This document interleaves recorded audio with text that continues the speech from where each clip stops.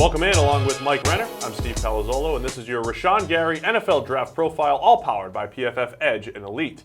All right, Mike, Rashan Gary, a guy that's getting the top 10 hype, and we've been saying pump the brakes. The college production just hasn't been there.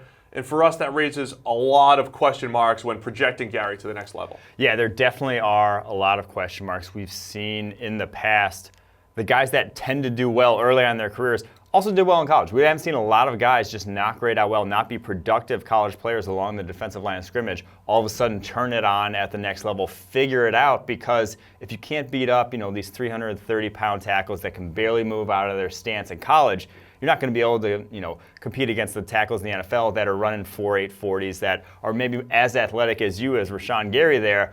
And so I think it's going to be a big wake-up call for him once he gets to the next level. Yeah, so the big thing here is a lot of people look at us and say, well, look, these guys aren't getting paid for what they did in college, and college doesn't matter. But like you said, it actually does. What you did in college does project to the NFL, especially on the defensive line. We have 4 years of data telling us this story, that the guys who are elite in college generally are the guys that are going to perform at the next level. So for Gary, pass rush grades in the low 70s, big red flag. But we did try to dig in and say, okay, let's give him every excuse in the book. Let's pretend that the scheme was holding him back. Let's say, maybe he is in a role where he has to open things up for other players. But every time we dug through that data, we're still not getting great results when we're trying to break down Rashan Gary and his production at the college level. Yeah, and the thing that really is the biggest red flag to me is all these physical tools should be able to dominate. If he didn't have the highest overall grade, I might be able to excuse that, but he didn't have a singular game even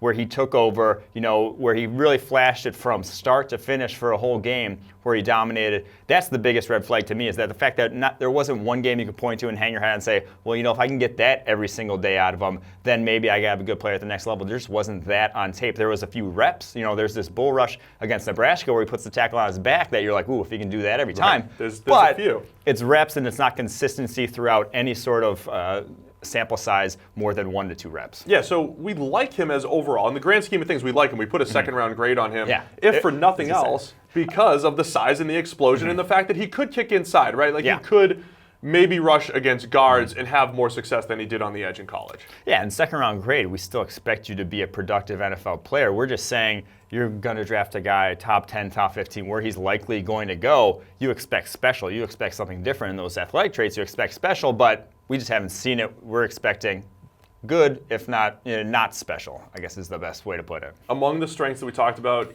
tight ends couldn't block him. You can say that about a lot of defensive ends, but tight ends couldn't block him. His own defensive coordinator, Don Brown, came out and said, look, we put him in a role where we asked him to beat up the tight end in the run game. For the most part, he did a pretty good job of that, but he still never really had an elite run defense grade. Look, when I went back and I broke down the data and I said, let's take out blitzes, let's take out stunts, let's take out those plays where maybe he's trying to open up a gap for someone else, just pure pass rushing snaps. For 3 straight years, we broke it down and we said he actually ranked about 50th in the draft class against his just edge defenders.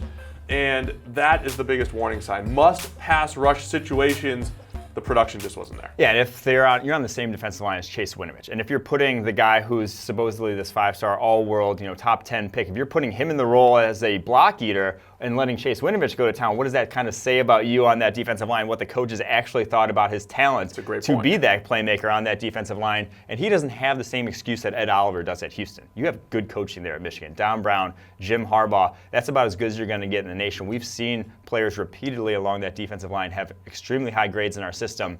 He is the outlier on that Michigan defensive line. There's a lot of red flags pointing to it just being not worth the top 10 pick in this draft. All right, so that's the biggest thing. Not worth the top 10 pick. We just think there are too many red flags. There's too much projection with Gary's game, but we're putting him in as a second-round player, a guy that I do think could become a very good run defender at the next level. I still just question his pass rush ability. And like every player projection, there's a range of outcomes here. There's still that chance that he becomes that elite player. We're just saying it's a lower percentage chance maybe than the NFL might think. So don't completely buy into the traits. Rashan Gary needed to be a little bit more productive in college. It's your Rashan Gary NFL Draft Profile, all powered by PFF Edge and Elite.